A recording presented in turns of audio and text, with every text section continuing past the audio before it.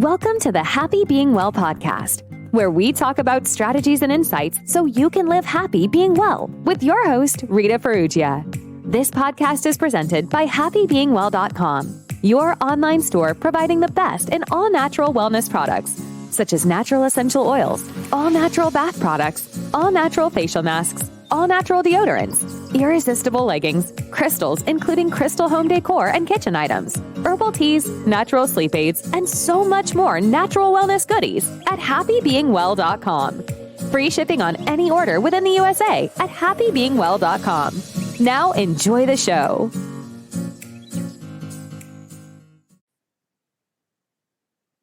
Hi, guys. Welcome to another episode of Happy Being Well. We have an exciting guest with us today. We have George Mumford. He has written an exciting book, which I'm excited to dive deep with him to discuss further. It's called Unlocked. Embrace your greatness, find the flow, discover success. George Mumford is a world-renowned psychologist and mindfulness performance expert who has helped superstars such as Michael Jordan and Kobe Bryant transform their careers. So, we all strive for this. We all strive to find flow. When our skills, expertise, and mindset are aligned, we really can perform. And George is going to dive deep with us about this topic. This is something that we always need to really have a deeper understanding for. And for me, it's the more education, the more I learn more about mindset and getting into flow and being aligned, it just clicks more and more. So we can never, I always say this podcast, like we have to immerse ourselves in this education. So George, welcome to the Happy Being Well podcast. I love the name of it. I'm happy to be here. Thank you. And it's good to be here with you and your guests. I'm excited I'm happy about this unlocking. Yes. Yeah, I'm excited you're here. And this is something that is, something that everyone's constantly seeking. It's like the holy grail of, success in life is unlocking our minds and really, especially alignment. For me, it was a real journey to get aligned because it's such a discovery process of like different parts of ourselves, our values, and sometimes our ego can interfere and tell us stories, those coping mechanisms to block the truth of who we are for a myriad of reasons. Yes. So what's like the journey for people who are grappling with this to unlock their minds, get aligned, and achieve success? What is? Yes. It sounds easy. It's very, very challenging because what we're really doing is, I believe that from my own experience, we live in a system of hideouts, like Martin Buber talks about in his book, The Way of Man. And we have this divine spark encrusted in a shell. And so even though we talk about a physical shell, a lot of it is of our own making, our ways of seeing things, our habit patterns, our culture, a myriad of things. But just suffice it to say there's blocks or there's things that keep us locked in. And most of them are self-generated, but also they could be external as well. And the idea is how to unlock, how to remove the noise and the clutter, the debris, if you will, the hindrances, so that so that our potentiality can express itself. So I would say what I'm up for and what I'm committed to is releasing the divine spark in each and every human being. It's just helping. And how do I do that? By sharing how I'm unlocking it, how I have unlocked it in the past, and how I continue to unlock. And so it's important that we do that. And it's a great feeling. And you can see it when people are in flow or when they're in the zone. You could just see there's something about the ego is not there. There's no sense of self. It's just a being, and it's allowing things to happen. So it's a flow. It's a flowing experience. It seems sometimes in Zen, they call it the effortless effort. Mm-hmm. happening. And so, yeah, so everybody wants that experience. I believe, at least from my interactions with people, they're very interested in that, as am I. And you don't have to be on an athletic field or court to experience that. You can experience that during your life all day long, depending on how much you can just be present and be fully engaged, fully deployed in what you're doing. Mm-hmm. That is absolute truth. I love that. It sounds like you obviously have a deep, deep understanding about that process. I can just feel it just by when you talk. And I agree. We're human beings, we're energetic beings that we can actually we feel other beings, whether we're aware of it or not. If we're not aware of it, we're picking it up unconsciously, and it affects how we react. We can feel who's being guided by ego and who's not being guided by ego. And in my experience and observation, people who've gone through ego deaths, they seem to be more limitless because they're not guided by ego. Like they're not locked in to something that that's gonna locking into like something that makes to appease the ego, to be so attached to significance, to make themselves look good or feel safe. They're really locked in more so into the results and kind of taking themselves out of the equation. Mm-hmm. But it's for me, it took a long journey to go through ego deaths. And first of all, see the ego, see my ego, and how that is affecting my ability to be flexible, mental flexibility, because it affects the way you show up and the way you react to situations, and or even how you're motivated. Like what's that? Are you being motivated by ego? If so, I find that's not a sustainable source of fuel. It's like very limited because it's contingent upon what can make you look good or feel good, because it's coming from a place of insecurity. Mm-hmm. That's just my observation. Yes. So I like to refer to this story about this Cherokee grandfather having a conversation with his grandson, and he's talking to his grandson and talking about these two wolves that are inside of him that are fighting each other. For simplicity, we'll call one fear and one love. And the grandson gets concerned and says, "Grandfather, which wolf will win?" And he says, "The one that I feed." And so it's this interesting dilemma we have where we have fear, doubt, insecurity, or we're in that fight, flight, or freeze. We're in survival mode.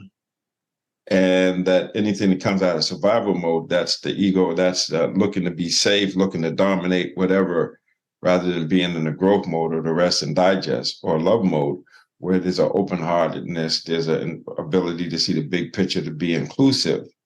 And so there's moments where we can get triggered and we find ourselves in that fear, doubt, insecurity, or that survival mode.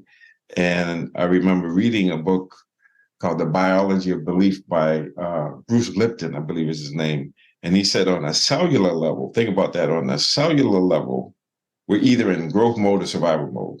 We're not in both. Can't be in both. So if you're surviving, you're on your heels, you're locked.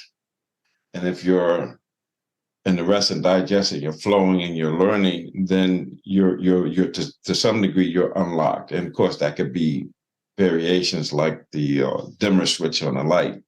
We're all capable of turning it all the way up, so our full luminosity is full light is expressed, or there's various levels of that. And sometimes it goes up, goes down. So unlocked is like that. It's like being able, but it's really important, like you call it ego, to realize we're in reactivity rather than in responding, or having that space between stimulus and response, where we have the freedom and power to choose. And that's when our nervous system and everything is kind of flowing and open to what's happening rather than having a view or being locked in a box. Does that make any sense? Oh, totally makes sense. Well, the reason why I called it ego because that was my personal No, experience. no, no. But that's what you're talking about. You're talking about that energy. That's the reptilian brain. It's like survival is the most important thing. And so it's so yeah. So that you can call it many names, but ego is a good name for it, and to be able to understand that it's going to show itself. And our job is to just notice it and notice how we can get out of that fight, flight, and freeze, and into the rest and digest. How we can get into that mode where we're responding to life rather than being locked down or in lockdown. And we know from COVID, we don't like being locked down. Yeah. Most human beings don't like to be in isolation. Yeah. Well, I think most human beings, it's going back to, ego. Uh, or we're living in a world where in North America, it's very noisy, and we attach our self-importance upon status, and whether that's your social status in terms of how popular you are, Right. your career. So people get busy doing because I want to achieve. I got this promotion. I got 5 cars on the road, and what a fancy vacation. I mean, the social media's amplified that. So living busy lives, distracting ourselves from ourself, like our true self, as opposed to the doing self. So I think that had a big part of it too, is like some people, spending time alone with themselves is uncomfortable when you're not Right. used to spending extended periods of time alone. You haven't discovered the joy of your own company and listening to your own thoughts and facing it for once instead of running away from your thoughts. Um, I think that had something to do with it. But yeah, going back to being alone, for me, a part of being able to even recognize ego was to be alone with myself, to Mm-hmm. really, really, really get real and start to identify, well, why did I have all those situations turn bad over and over again, whether they be romantic relationships or friendships or whatever they may be, and then finding the cyclical patterns and then trying to hit the rewind button, finally realizing it came from it was a familiarity, energetic familiarity that I was gravitating to because it was familiar, and I was familiar with that energy um, in terms of the relationship dynamic. Even though it's toxic, it's familiar, so it makes me feel safe because it's familiar, even though it's not safe because it's causing extreme stress and anxiety and straining your energy, and it's making you locked in a box, and you're withering away because you're not being unlocked and you don't have the energy to really show up and activate yourself at a higher level. But I had to first get that awareness, which required a lot of self-reflection and spending time alone, to be able to do that. And then going through ego deaths, which again, spending time alone. Um, so it really is a super, and of course, working with someone like where you can, and also to learning more about personal development, like podcasts like this, books, seminars, Mm-hmm. allowed me, if I'm going to choose someone to work with, it allowed me to identify who's most competent and qualified to work with. And because there, like any profession, there's good people who are good at their jobs, and there's people that are bad at their jobs, right? For a variety of reasons. So that's been my experience because going through psychologists or a life coach or whoever, um, when you have that information, you're able to sift out, who's going to actually who really knows their stuff and who's able to really pull that out of you, really able to observe you, and um, to ask it's always the really great questions, those probing questions to kind of pull things out of you, to expand your vision? Yes, well, a lot of it is we don't even know we're locked up. That's a big part. We don't even know the difference between ego and non-ego. We don't know the difference between being compelled to do something versus us making a free will choice to do something, because we have these habit patterns, these ways of being that keep us locked in or keep us not able to realize, oh, there's another way that I can see things differently, because we want permanence, but everything's impermanent. And so we're looking for safety, we're looking for security when there is no security. But there's security in knowing that there's no security. That makes sense. And so, so I feel like my own experience is I didn't know what I didn't know. And I didn't know that I had this potentiality inside of me, this divine spark, Buddha nature, Christ consciousness. I refer to it in my book, The Mindful Athlete, The Masterpiece Within, or I talk about embrace your greatness. And the greatness within is there, and we can have access to it. We can develop it, but only we can develop it. I can support you. I can be a guide and support you, but it's an inside job. So everybody has to do it. And so it's really simple. So what I'm saying is, if you embrace your greatness, you'll find the flow. When you find the flow, you'll discover success.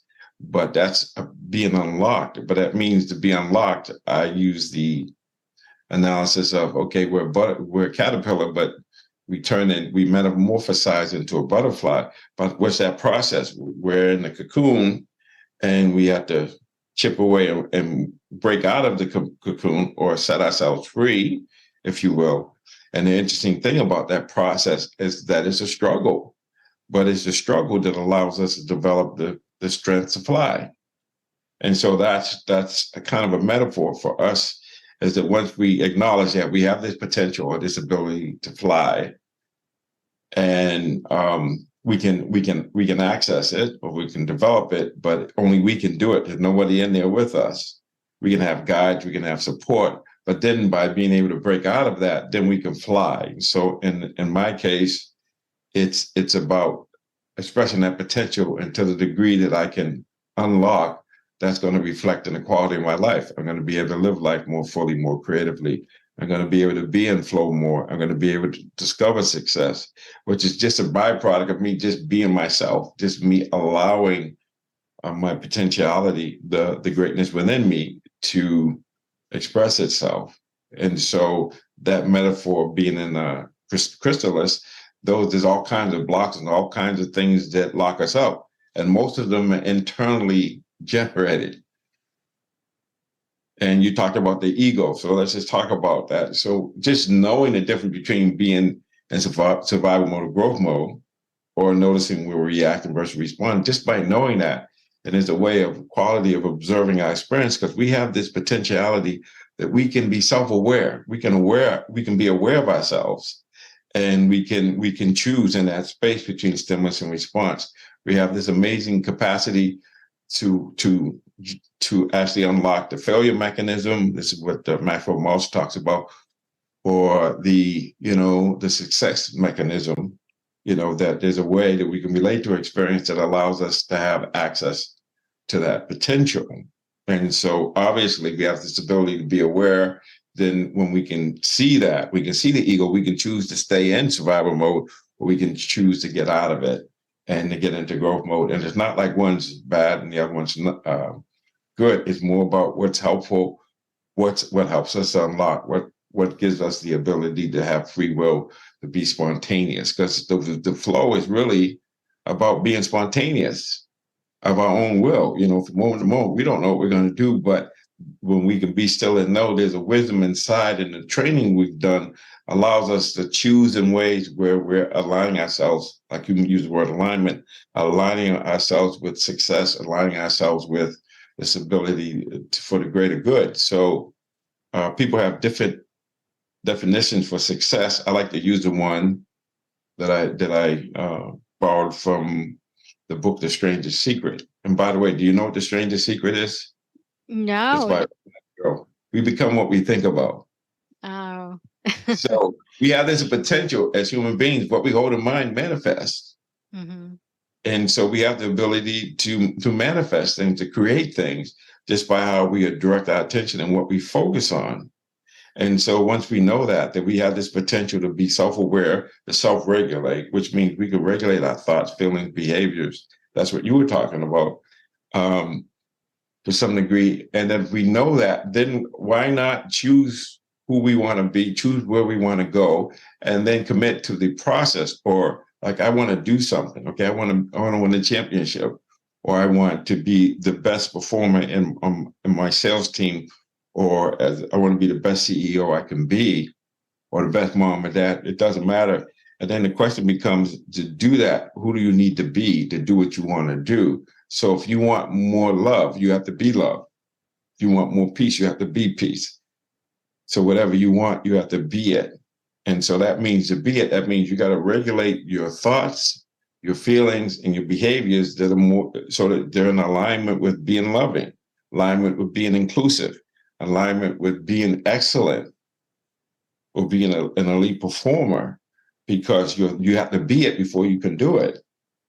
And so that's the thing. So it's an inside job. So unlocking to whatever degree it is, and it's not like unlock once and forever, but things are changing. We're changing. So as things change, we have to change and be able to unlock continuously from moment to moment. And there's times when we're locked down, and once we open up, then we have to discover, how did I do that, and how do I replicate that? How do I sustain that? And so that's the challenge, but it starts with this ability we have, that whatever we hold in mind manifests, or whatever we think about, we become. Then we have to be real conscious about what we're thinking about and what we're feeling. But then where did the thoughts come from? What are the beliefs that Gandhi talks about? Our beliefs become our words become our thoughts become our our beliefs become our thoughts become our words become our actions become our habits become our values, and our values become our destiny. That's an equation. So we all have this capacity to really think about, reflect on, who am I and what do I want to do? And I'm not saying you can be anybody, but there's a uniqueness. There's something we have to offer the world that's inside of us that only we can discover. And so this inside out process is how we unlock, because unlocking means to be yourself. And because when we're not ourselves, I go back to what Kierkegaard said, Soren Kierkegaard said that the most devastating form of despair is not being ourselves. Does that make sense? So talking about this, so this process, what is the process? So the book is about that. It's about how I unlock, how I help others unlock, but really about the fact that we all have the potential to unlock. You don't have to be a Michael Jordan or Kobe Bryant or Sue Bird or me and him. Anyway, you can just, all you have to do, or Oprah Winfrey, you can be yourself and you can unlock, and that's what you have to offer to the world. And that it's powerful. Just think about it. If we all release even a little piece of our potential, our unique potential, and share it with the world, how amazing would that be? Mm-hmm. I completely agree. In fact, this was one of the geniuses of that. Oprah recognized the power of being herself. She had stated in the beginning of her career, well, actually, she started off as a news anchor and got fired at 23. And then I don't know what happened after that, but at some point, obviously, she got her own show, The Oprah Show, and she started quickly realizing, when you're looking to these other icons in the business, like a Barbara Walters or a Diane Sawyer, she was like, they're already taken. And I think she tried to kind of be kind of like a Barbara, kind of take on that style, but then it's like, this is not working. And that's when she discovered she discovered Oprah, and she expressed who she truly was. And to this day, there is nobody like Oprah. Nobody Yes. can replace her, Yes. She's literally a household name, an empire. she's grown so much, expanded so much from that Oprah show, like the book club, the magazine, her own network, Super Soul Sunday. I mean, it just on and on and on, because we can't get enough of Oprah, because she really embraced who she was and all the lessons she learned from her childhood that led her into personal development with, the way she took on her show by taking on personal development experts and stuff like that. So she tapped into her pain and healed and really shared that with the world with excitement and enthusiasm about healing and growth. Yes, that's what that's what I've been doing. It's when I was talking about the chrysalis and the little being breaking itself out. It's a story about a young boy who saw that process, and he took the chrysalis home, and he took a scissor and he cut it open to help the little being get out. And when the little being emerged, it was ill-formed and it just fell because it didn't have the strength. So no struggle, no swag, I like to say. I got swag, I earned it. Oprah got swag, she earned it. It's by saying yes to your pain and learning from it. Just, and that's what Joseph Campbell said in The Power of Myth, that your life is where your pain is. So it begins there, but it doesn't end there. But that becomes a way of getting in touch with your latent abilities. And from what I understand, Hans Selye, who wrote the book The Stress of Life, he says when we get challenged like that, that's when our latent abilities, our uniqueness will express itself. And you just shared, that's been my experience, that's been Oprah's, and I believe it's been, people think that people have not experienced difficulties. It's the difficulties that brings out the best in us, and you don't have to look for them, they're right here. But it's a process. So that's my message and my experience is to say yes to whatever, say yes to life, embrace whatever comes up. And then by embracing it and generating a hope, you're able to access that potential and then share it with the world. You have something to offer the world. I mean, there's a quote in a book from Joseph Campbell, and I read it. He says, "This, I believe, is the great Western truth, that each of us is a completely unique creature, and that if we are ever to give any gift to the world, it will have to come out of our own experience and fulfillment of our own potentialities, not someone else's." And so you can see it. You play in a band or you emulate somebody, but then at some point you have to make your own music. That's what we do. We emulate other people, but that's part of the process of getting to figure out how I need to do it, how you need to do it, so that you express your uniqueness in a way, and offering that to the world is a huge, huge benefit. Oh yeah, it's definitely, been that, I think gone through that experience too, where we learn from others, through training, cultivating skills. And at some point, I had to learn, once I started really going within, then things just come to me, ideas, creativity expands. But it's just going through and, then I'll just start receiving, in the spiritual community, it's like downloading information, but you're just really expanding your conscious, like things just kind of come to you more easily because you're tapping into flow, like you're in flow state.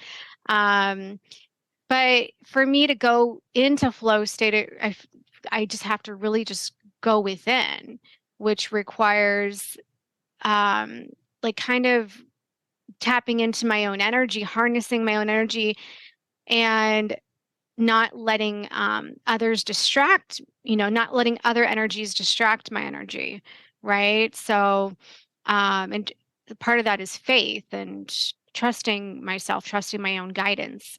And for me, when I went through after my second ego death, I can start to really differentiate, because the ego is kind of always, it just kind of shrinks into, for me anyways, into lower levels. I feel like we always kind of have to go through more ego deaths as we live. Because I think the ego will always kind of be there. It's just a matter of just shrinking it and shrinking it. Because the ego, sometimes for me anyways, it could be an egoic voice, or an intuitive voice. So it took me a while, a journey to be able to distinguish between ego voice and intuitive voice, because ego primarily lives in our conscious mind. And so most of us who have been, raised in North American society, we are conditioned to always be in our mind. So we never really were taught meditation or to, like, what does our body feel? And so that for me was a struggle, a long time ago, because it's like, it was scary to go into the body or trust the body, because I want to figure things out. I want to be logical. I want to make the best choice and feel secure and avoid mistakes and not make a mistake. And so what you're saying, and you learn a hard way, I learned the hard way, that there is no such thing as real security. The only secure thing is that there is no security. Change is constant, and you really have to just like have faith and trust in yourself. Just trust in what you're doing, in yourself, being in flow, and then things just kind of work out. Like resources kind of, resources appear, the right people appear, which is a part of resources. Opportunities start to appear.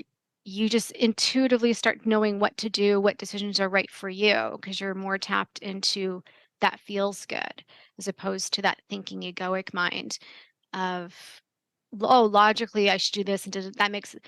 But I just find, for me anyways, when I get caught up in that, it can be deceitful, because we're trying to think our way into like the best solution, logic. And the thing is, we live in a world of illusions, and we can't always make decisions based upon how things look.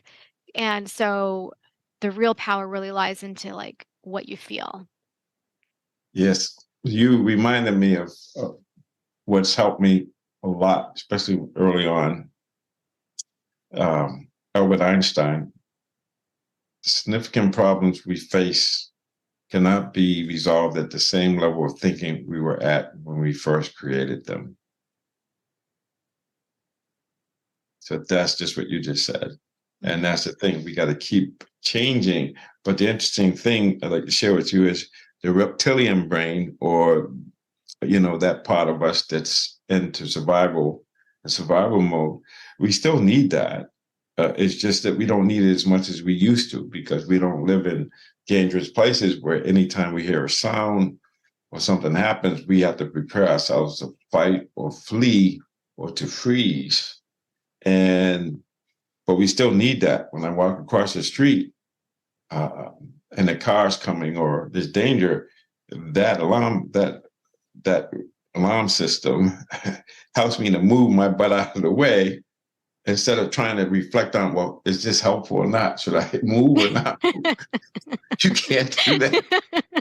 So we still need that. And there's I think there's a book with Deepak Chopra and I forget the guy's name, I forget his name, but it's about using the whole brain. So we have the reptilian brain, and he calls the hindbrain. We have the reptilian brain, and then we have the middle brain. And the middle brain is where we have the amygdala and sexuality and immune system and memory. And then we have the prefrontal, thinking brain. And so the idea is to align all of those resources and have them in alignment. So when we have a perception through one of the sense doors, we don't get emotionally hijacked, where there's no space between stimulus and response, and we go right to the amygdala and we get emotionally hijacked. And so there's a way of training ourselves that we have this capacity to create space between stimulus and response. And in that space, we have the freedom and power to choose. But what happens is, instead of the stimuli going right to the amygdala, it goes to the prefrontal cortex, and we have the executive functioning. We can really think and reflect on things. So we have this amazing technology. It's biological technology, if you will, and it has electrical impulses as well as chemical release and whatnot. We have this amazing mind-body process. I like to talk about the whole person, the body, the mind, the heart, and the soul. And we have this, and we have to have that in alignment. And when there's a way that we can notice, okay, the ego got in, or we got some fear, or there's no space, and we just reacted poorly, we can always reduce, step back, and reset, reboot, renew, and then learn from it, and then move on. So making mistakes, avoiding mistakes is not living and is not progressing. We make mistakes, we learn from our mistakes. And that's the thing that people don't understand is we learn from our mistakes. But why is it that we have this potential and people don't access it? There's probably a lot of reasons. Escape from freedom is one of them, that, the responsibility that we need to have. So it's easier to have somebody tell us what to do until we get upset. But if we do that, then we have resentment that we don't have our own mind. So when you can see us as a nation, and as other nations going through that, where we're going to have somebody tell us what we're supposed to do, take responsibility from us. But no, we have to take responsibility and make our own choices. But there's a dizziness of freedom. Maybe we don't talk about it enough, but being able to notice the ego when the ego is involved, and not making it bad or wrong in the reptilian brain, just notice that it's ignorant, or it's just, inappropriate for it to show itself. But seeing when fear arises, or when love is there, we in love mode or fear mode, and just noticing that without judging it, and then moving back to where we need to be. But learning that these things that hinder us, like fear, doubt, insecurity, it could be sensual desire, wanting something so badly, or ill will, or aversion, anything that's unpleasant, we pull back from, we avoid, or we get stuck in sloth and torpor, or low energy, or even worry and restlessness, or doubt. Those are things that hinder our ability, you talked about earlier, of being able to see clearly and to be in the moment, to be present. They become noise and clutter, and there's no space to create. And so we have to be able to understand, how do we relate to our experience in a way where we start to remove the noise and the clutter, and we can just be still and know, and let that, in that space between stimulus and response, let that inner wisdom that knows express itself. We can talk about the hemispheres of the brain, and the right brain being where the intuition, if you're left-handed, and where you can see the big picture, or where it's nonlinear. 1 + 1 does not equal 2. But this left brain, if for me, right-handed, it's always dominant. It doesn't get the right brain chance to get a word in edgewise. And so it's by being still and knowing, or meditating, or pausing and reflecting, or focusing on one thing, that this left brain stops being so dominant, and then the other brain gets in, and then we can use both hemispheres of the brain, if you want to look at it that way. But the main thing is, we got to create space. We got to slow things down and get to the point where we're able to see things in new and fresh ways. And that's the training, is to be able to be in the moment, to let the unfolding, unknown moment express itself, and not try to push it away or pull it towards us, or interpret what it means and let it speak in its own language, so we can observe it. And that seeing, the behavior and the seeing are arising at the same time. When we see clearly, we can act clearly. Absolutely. And we have this capacity, but we have to train it. We have to develop it to be able to access that potential inside, that greatness inside.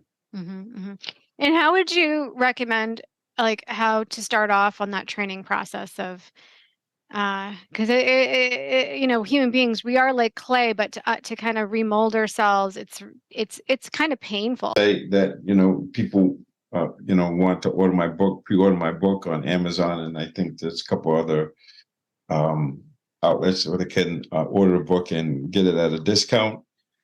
And you can also go to my website, georgemumford.com, and I believe we have a place where you can order a book. And I'm not sure, but I think if you pre-order the book or something you do, you get you get some freebies if you go to the website. But yes, I'm just excited to be able to share this with folks, because as we talked about, I want that ripple. I want people to get to that place where they can get beyond the illusion of separateness and realize that we need each other, and it's better together, and we need to treat each other with mutual benefit and mutual respect. Absolutely. So thank you so much, George, for really contributing to an amazing conversation. And again, guys, you can purchase George's book, Unlocked, by George Mumford on Amazon, at Barnes and Noble, on his website, and the links will be in the show notes, guys. And or any bookstore, really, either online or offline, you can purchase Unlocked by George Mumford, published by HarperCollins. So again, thank you, George, so much again for being here. I greatly, greatly appreciate your time and energy you devoted to this insightful conversation regarding unlocking ourselves. So have an amazing, amazing weekend. And guys, remember to be happy, being well. Until next time. Yeah, thank you, Rita. Appreciate you, and thanks to your audience. Yes, my pleasure. Thank you. If you learned something new or were inspired to live happy being well, please be sure to subscribe to the Happy Being Well podcast so you don't miss an upcoming episode. Also, please feel free to leave a 5-star review, including what you learned or what inspired you in today's episode. This podcast is presented by happybeingwell.com, your online store for natural wellness products, so you can live happy being well. Order your next all-natural essential oil, all-natural face mask, all-natural bath soap, all-natural deodorant, herbal tea, crystals including crystal home decor and kitchen items, irresistible leggings, and much more at happybeingwell.com. Free shipping on all orders within the USA.